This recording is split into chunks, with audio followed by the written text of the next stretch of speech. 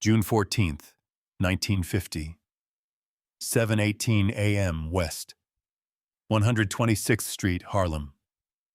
The morning paper hit the floorboards before the coffee pot even started to sing. A pink slip slid under the door of a third-floor walk-up. Cheap paper, already creased. An eviction notice. The building was 40 years old, with cracked radiators and a stairwell that reeked of bleach and stale tobacco. 12 families trapped inside. Every single one behind on rent. Every single one bracing for the kickout. 7:24 a.m. A man named Mr. Feldman, the absentee landlord who hadn't set foot in the building in 5 years, was sitting in a downtown office, signing his life away. He dumped the whole property for cash, no inspections, sold to a holding company that was a complete ghost in the neighborhood. 7:31 a.m. Tenants were still staring at those notices. By 7:42, the ink was dry. Done deal. But this buyer? He wasn't the usual shark Feldman swam with. No banks involved. No insurance adjusters. No corporate letterheads. Just a wire transfer. Fast, clean, and backed by a man who didn't need signatures to move mountains. His name was Bumpy Johnson. Let's break it down. Simple facts. 1950. Bumpy Johnson starts buying up Harlem brick by brick. Not just a building here and there. He made his move while another crew thought they already owned the board. The Italians had plans. Quiet ones. They were playing the long game, waiting for property values to crater so they could scoop up the block, jack up the rent, and bleed the place dry without ever showing a face. But Bumpy beat them to the punch. He wasn't running a charity, and he definitely wasn't flying blind. 8:10 a.m. He strolls into that building on West 126th. No backup, no grand speeches. He just took the stairs, one heavy step at a time, clears throat, all the way up to the third floor, knocked on a single door. A woman answered, clutching 2 eviction notices, one for her, one for her sister. Hands trembling, eyes darting between the papers, trying to figure out which disaster to tackle first. Bumpy told her to take a breath and sit down. Said the building had a new landlord. Said the rent stayed exactly where it was. Then he dropped the bombshell that sucked the air right out of the room. Nobody moves. Not today. Down on the street, a moving truck was already idling at the curb. 2 guys leaning on the fender, lighting up. They weren't there to move furniture. They were muscle. The kind sent to scare families into packing up before they realized they had rights. Bumpy stepped out onto the stoop, said a few words to them, softly. No threats, no shouting. 10 minutes later, that truck was gone. By noon, the street was buzzing. Bumpy Johnson wasn't just running numbers anymore. He was buying the very dirt beneath their feet. And that was a problem. A big one. Because that building wasn't an island. It sat on a key corridor linking 3 other properties, all earmarked for the same hustle. The guys planning to flip those blocks had already promised big returns to people who didn't take kindly to losing face. 3:06 in the afternoon. A telephone screamed in a midtown office, a front for the Italian real estate combine. 3:07. The voice on the line dropped 4 words heavy as lead. Johnson is buying Harlem. By sundown, the question wasn't if Bumpy had the cash. It was whether anybody was going to let him keep what he took. When you got cash, bloodlines, and pride crashing on the same street corner, someone's going to blink. That woman on the 3rd floor? Lillian Carter, 39, widow. Raising 2 boys, Eddie, 11, and Thomas, 8. She scrubbed office floors on 42nd Street by night and worked a Harlem grocery counter by day. Lost her husband 3 years back to a burst ulcer. Hospital wouldn't admit him until he was screaming. That apartment wasn't just a roof. It was a lifeline. 2 blocks from family, 1 bus ride to the paycheck. An absent landlord meant the rent stayed cheap enough to survive. That pink slip wasn't just an inconvenience. It was a demolition order for the fragile life she'd built to keep her boys fed and educated. When Bumpy said, "Nobody moves," she didn't offer thanks. She looked at him like he was handing her a grenade. Because in Harlem, a favor always has fine print, and nobody reads it out loud. By nightfall, hallway gossip confirmed her fears. The building wasn't saved. It was conquered, and conquest brings heat. 2 nights later, a man walks into the grocery store. Sharp suit, polite smile, Italian accent, smooth as silk. Didn't buy a thing. Waited for the store to empty out. Then he said her name. Quiet, precise, terrifying. Claimed he represented the original buyers. Said there was a mix-up. Said things get messy when paper moves faster than people. He slid a card across the counter. No name, just a number. "Tell Mr. Johnson," he whispered. "This block is already spoken for." Lillian didn't sleep a wink. She understood something those suits didn't. If Bumpy lost, it wasn't just a landlord swap. The Italians would purge the place. New rents, new rules, tenants who didn't look like her. Her boys would be scattered, sent south to kinfolk, or split up.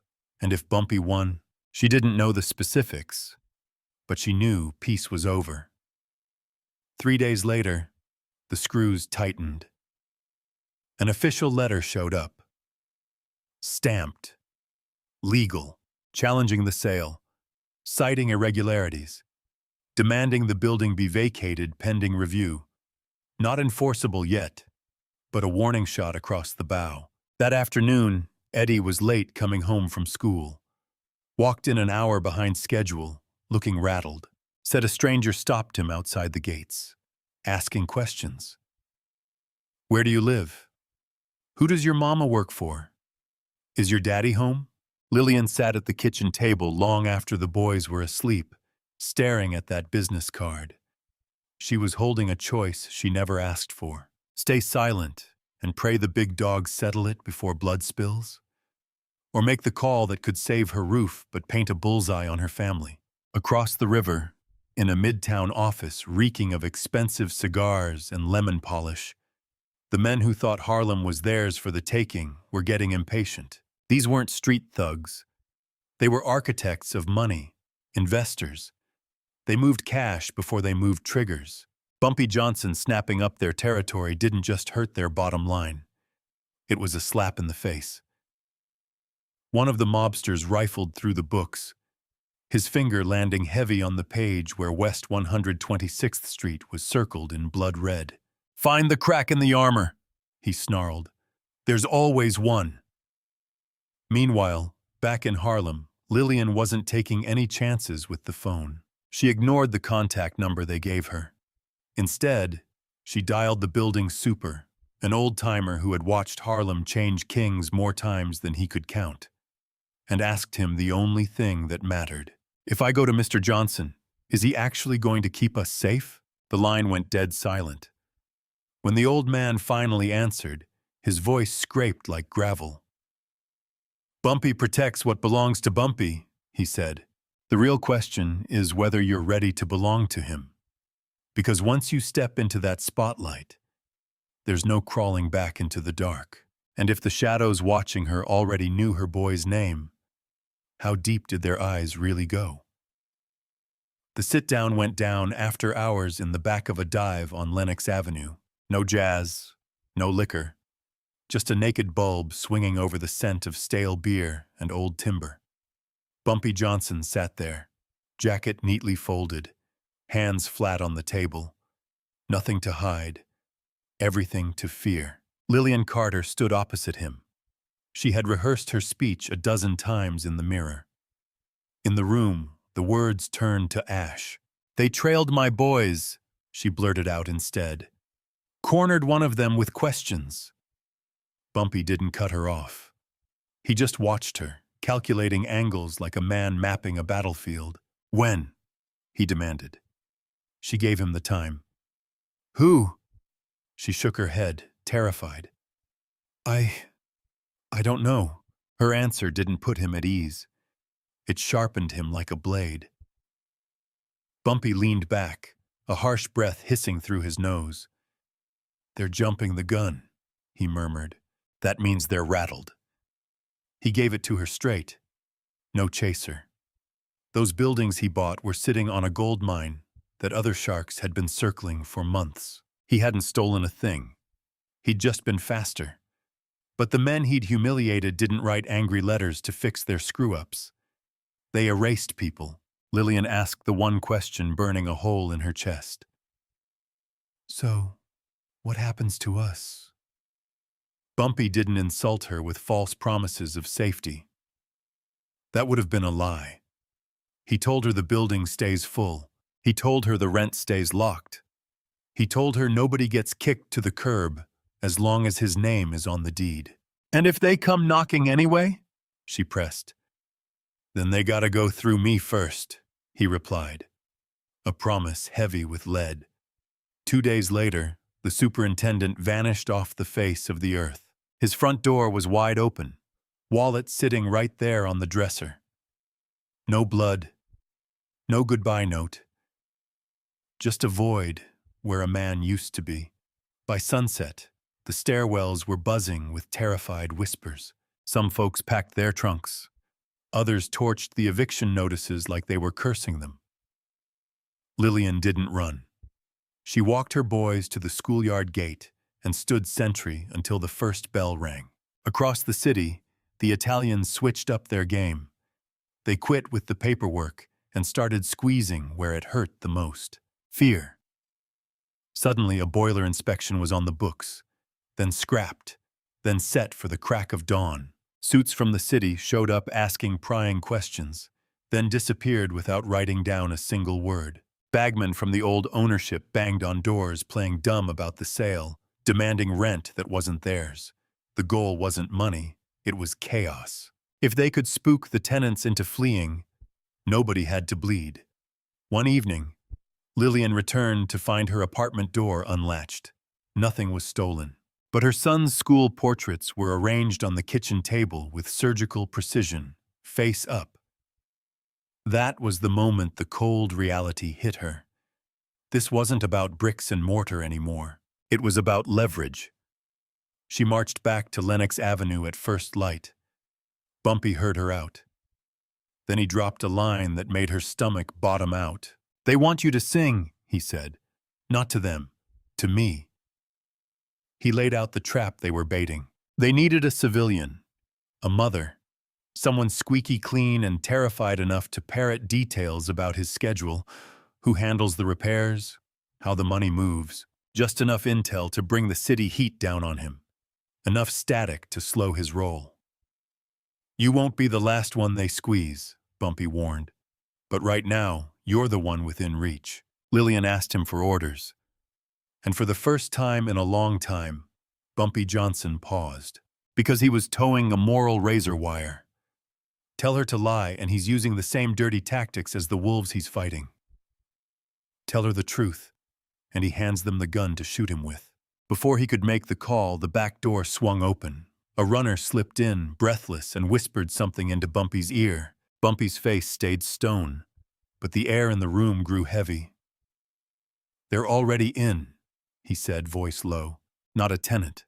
Someone tight. Someone who knew the crown jewels and had just sold the map that could burn Bumpy's kingdom to the ground." Lillian felt the floor tilt. If the knife was already in his back, who'd been listening this whole time? The traitor was Calvin Price, bookkeeper, quiet as a mouse, Harlem born and bred.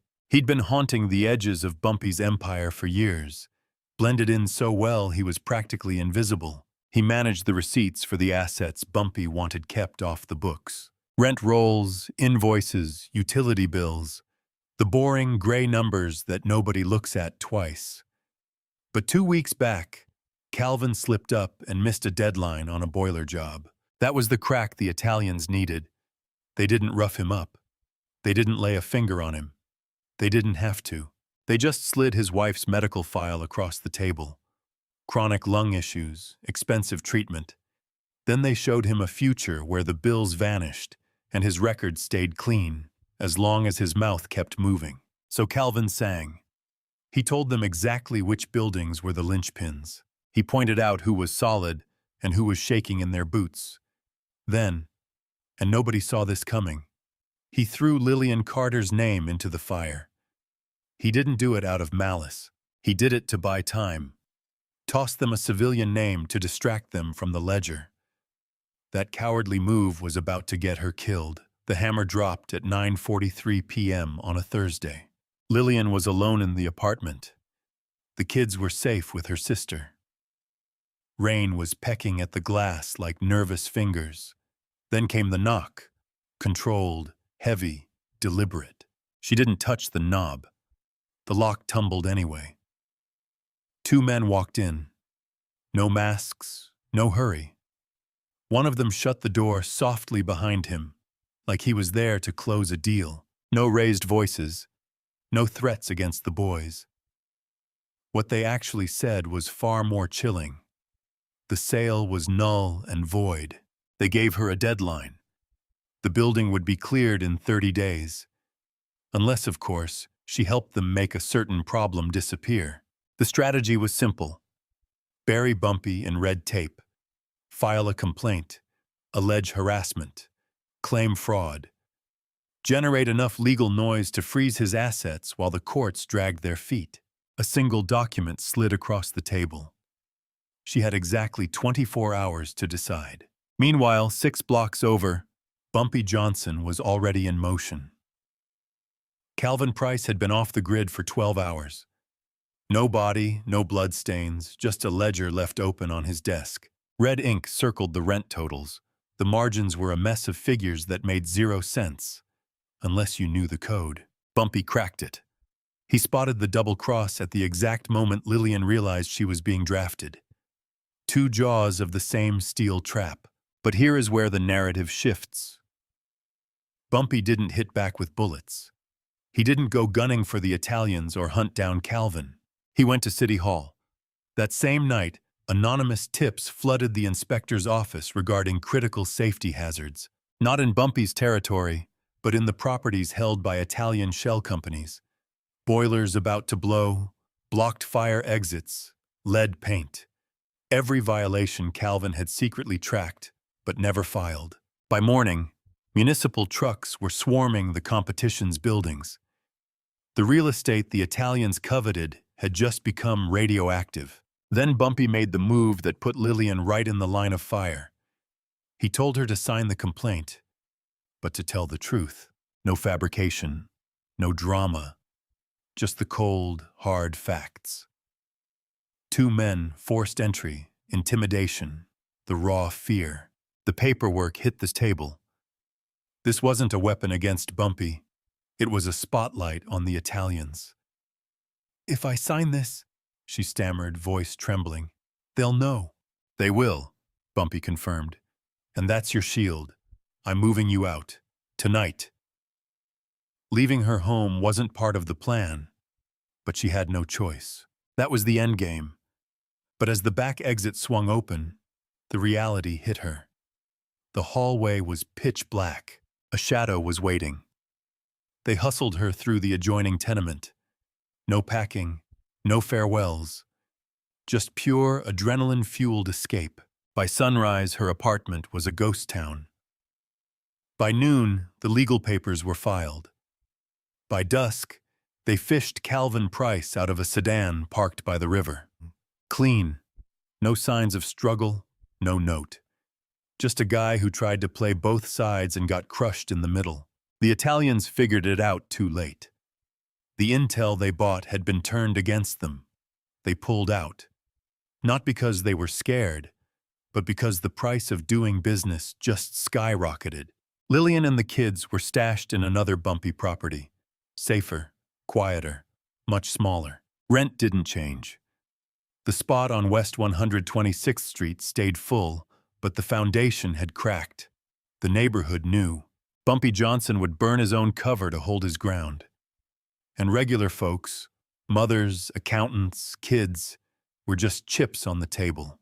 The bricks were still there. Technically, the deal was won. So why did it feel like a loss they could never recover from? The first thing that hit Lillian was the quiet. No shouting in the stairwell, no thundering footsteps, no coughing through the plaster. This place was sturdy, sterile, and organized. The silence felt heavy, almost hostile. The boys bounced back quicker. Eddie took to the new school. Thomas stopped waking up screaming. The rent check was identical. The radiator actually worked. On paper, she hit the jackpot. Inside, she felt deported. She couldn't even walk past her old bodega. She changed her bus route just to avoid West 126th Street. The one time she got close, she didn't dare look up. She refused to see who was living there now. A few families had taken the buyout money and slipped away during the confusion. Others just disappeared when the super went missing. Those windows stayed dark, waiting for tenants who didn't know the history. Bumpy kept his promise. He held the block. Rents stayed flat. No one got kicked out. But protection has its limits. Calvin Price's widow got a plain envelope with a check, enough to clear the hospital debts. No letter, no apology. She cashed it and didn't ask questions. The silence was the contract. Bumpy skipped the funeral, sent a wreath via a proxy. No card attached. Showing up would admit how close the whole empire came to collapsing. The Italians didn't make a scene when they left. No drive-bys, no front-page news. They just quietly moved their capital to neighborhoods where the locals didn't fight back. Harlem was off limits for now. Lillian paid a tax that wasn't on any bill. She flinched when the door knocked. She constantly checked her blind spots. She learned to read a man's intent just by looking at his eyes. The boys saw the change in her. One evening, Eddie asked, "Did he save us?" She hesitated. The answer wasn't simple. They were safe because a kingpin decided their roof was worth fighting for. But they were branded by what they knew, by where they lived, by the fact that they were relocated, not removed. The building on West 126th Street held the line. The corridor was secure. The strategy worked, but the game had changed. Bumpy Johnson stepped out of the shadows and into ownership. And ownership brings audits, scrutiny, and staring eyes. The city had his address now. The Italians knew exactly where the armor was weak, and Lillian knew something else. Something that haunted her every night. Her family was safe, sure, but that safety was bought with Calvin's blood. And in the dead of night, the guilt gnawed at her. Was her silence a sin, or just the terrible price of staying alive? The bricks and mortar were still standing, but there was a heaviness in the air, a sense that the real debt was still outstanding, gathering interest. No parades marched through Harlem. Instead, the streets adjusted their rhythm. News traveled fast. It flowed through the usual veins, hushed tones in barber chairs, whispers on church stairs, and sudden silences on front stoops when a stranger passed. It wasn't a shout. It was a vibration everyone felt. Bumpy Johnson was no longer a ghost in the wind. He was the roots in the ground. Owning the block shifted the weight of his name. Before, he was a shadow, a shiver down the spine. Now, he was ink on paper, deeds, tax records, specific addresses that bureaucrats could hunt down. For some merchants, this was a godsend. Their storefronts finally felt secure. Things actually worked. Heat came on before the frost hit, and broken pipes were fixed before they could flood the basement. But for others, the immobility was terrifying. A building is a sitting duck. If the hammer dropped, there was nowhere to run. The super vanishing was a ghost story nobody dared verify. But Calvin Price ending up in a box? That turned the chill into permafrost.